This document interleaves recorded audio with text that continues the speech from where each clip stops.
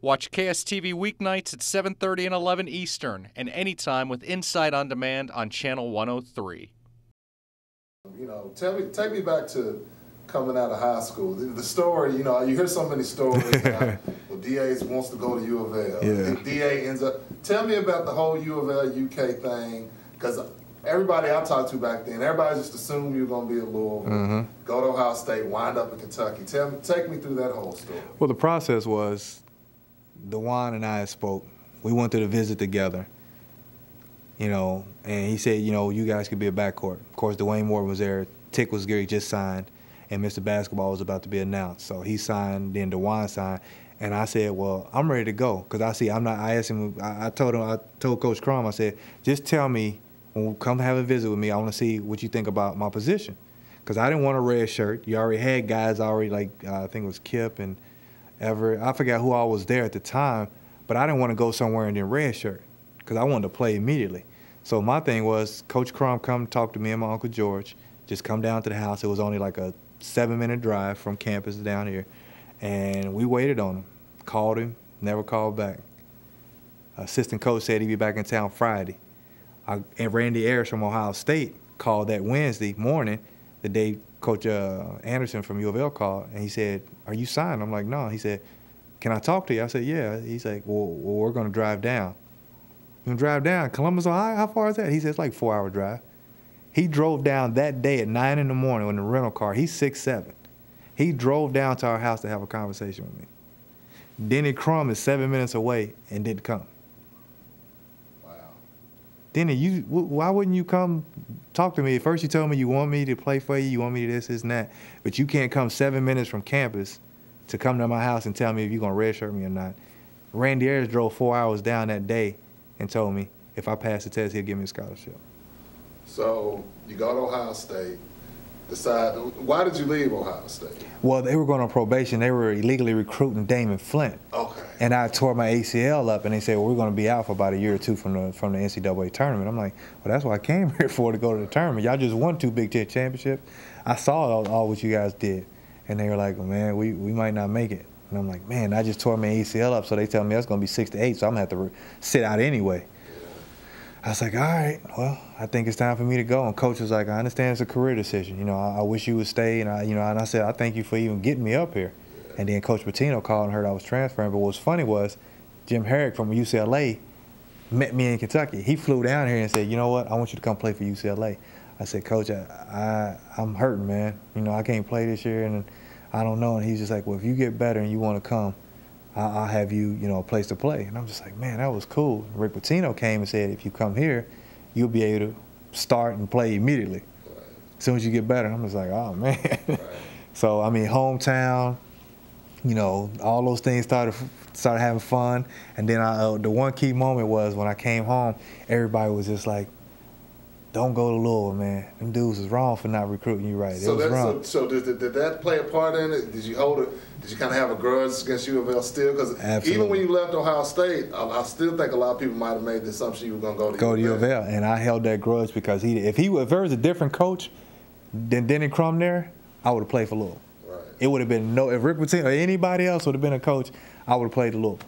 But only because he didn't show that he really wanted me to play for him at that time led me to believe like he didn't want me on his team. So why would I go to a person who really didn't want you? Like, why would you be in a relationship if they told you I don't want to be with you? You know what I mean? So it wasn't so much my resentment. It was more like he already told me he didn't really care if I came because he didn't come see me. So why go through that again? It's like having 2 situations that happen at the same time, a heartbreak. So I decided to say, you know what, I'm going to go to Kentucky. It wasn't so much as sticking it to him, but I was like, I can stay home. I'm close. I get to see the family, my son now.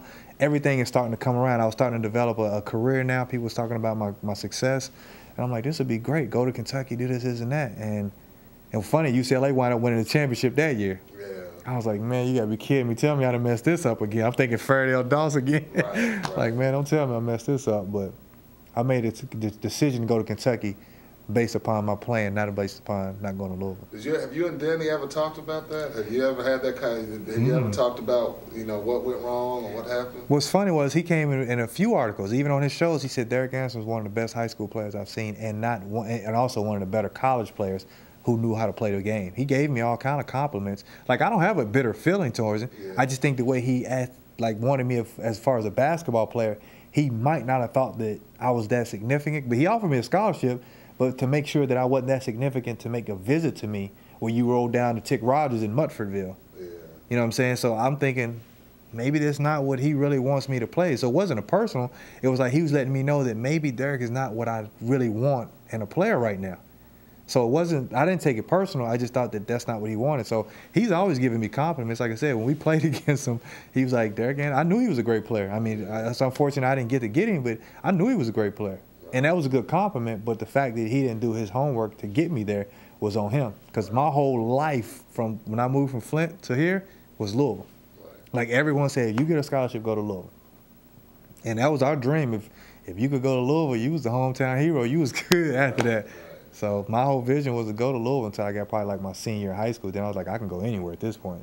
Right. I was going to go to Syracuse. Right. You go to UK, and they got out. They're loaded, man. I mean, tell me about that. I mean, you're going there, and I mean, it's, Ron Mercer, Walt, Antoine. Well, were you like, man?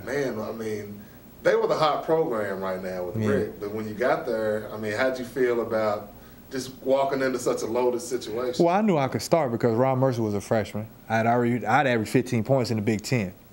Right. Calvert Chaney was the MVP and Player of the Year and all this other stuff. So I was fine. I knew I could easily score. I always told myself 5 minutes, 5 points every 10 minutes, that's 20 points. I already knew how to map out like in college.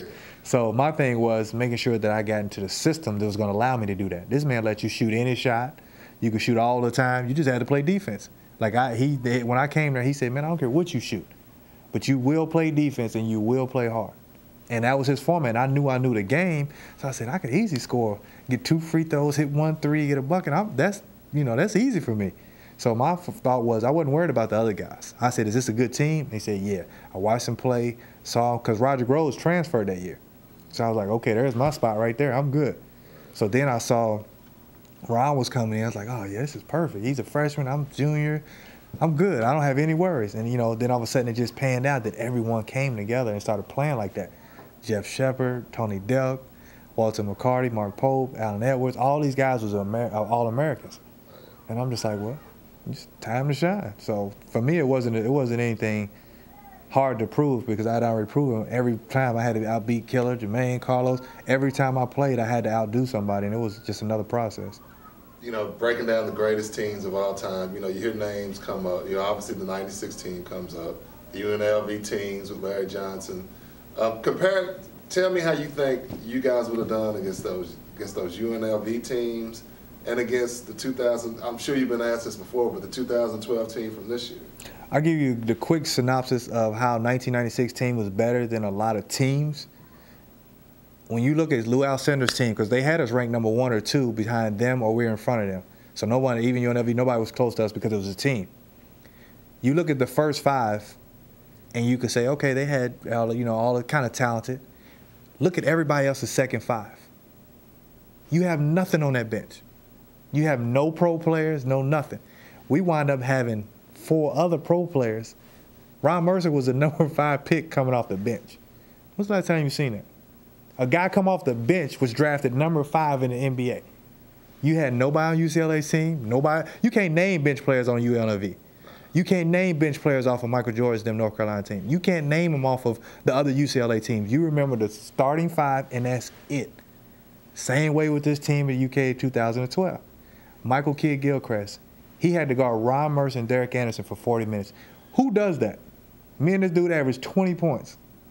Who does that? Like Anthony Davis would have to guard Nazir Muhammad, Jamal McGlow, Mark Pope, Walter McCarty, Antoine Walker. That man ain't gonna block all that. I'm just serious. And the honesty of it was they're great talent. Give them another bench with 3 players to sub them, they're dominant. But you can't do that. Not with our team. Our team, when our first 5 went off, the second 5 were pro players. Name another team that does that. You can't name from North Carolina to Georgetown's, UNLV, Syracuse. You cannot name a second 5. The closest people that came to that was Arkansas, but they were good players, but none of them went pros off the bench. Those Dillards, good college players, but none of them went pros. Our guys on our bench were pro players. Right. Tell me about the job. What do you think about the job Cal's doing now? And, you know, Cal and Rick, everybody wants to compare them, talk about they don't get along, but what do you think of the job Cal's doing, and what do you see? Tell me the similarities and differences you see between, I know you didn't play for Cal, but between Cal and Rick right now. Well, I think the difference in Cal and Rick Pitino, Coach Calipari and Rick Pitino, is they're recruiting different. Cal's going after just the superstars, and Rick's going after the talent. He's trying to get a form of talent so he builds his program and continue a program. Cal's trying to get the best players he can and work with them as much as he can in a short amount of time. It's a process. You see it. Like Cal, he's not looking for guys who might, stick around for 3 or 4 years. Rick is trying to get guys who's going to build a program up who are smart, who know how to play the game. And I think that's just a difference in time, because Rick would have went and got all of us back then. And I think now he's trying to build a team up, because Louisville's different than Kentucky. When you go to Kentucky, you used to win the titles. You go to Louisville, you used to building a franchise to win a title. Right. Where Kentucky, they're so spoiled, they want titles, and you had to give it to them, or you get fired. Gillespie was out here, Tubby was out here. I mean, you'll get fired. Where Rick and Denny Crum, Denny won in '86, didn't win it forever, but they kept his job. Arizona game. Could you have played? How healthy could you have played? I was healthy enough to play because I just practiced hard for 3 days straight. The doctors came and watched me play. They had already saw me dunking, and I went and practiced one time and windmilled it, and they were like, "Whoa, he's healthy." That was it. They were like, "He's good." And I went through 3 hard days of practice in the tournament, and then when it was time for the game, Coach and I had a conversation. He was like, "I know you're going to the NBA. We just won a championship the year before. I want to play you, but I won't feel right if something happens to you." And I had to respect it because it was his decision. Because I told him I'll just give me 5 minutes, you know what I mean? Right. And his thing was, if I get an opportunity, I'll put you in. That's when I got to shoot the 2 technicals, and he was like, "Go shoot the technicals." And mind you, I hadn't shot since January 18th in the regular game. This was March 20th. You get guys missing free throws who've been playing the whole year. Yeah. I went out and made 2 free throws. That gave us the energy to get over the hump. But I wanted to play. I could have played. If I had the choice, I would have played in that game. And y'all would have probably won another round. Absolutely. No doubt in your mind that you would have won. No doubt. Yeah. We lost in overtime without their leading scorer. Take their leading scorer out and see if they win. Take anybody's leading scorer out and see when the last time they won a national championship. When your leading scorer doesn't play in the game.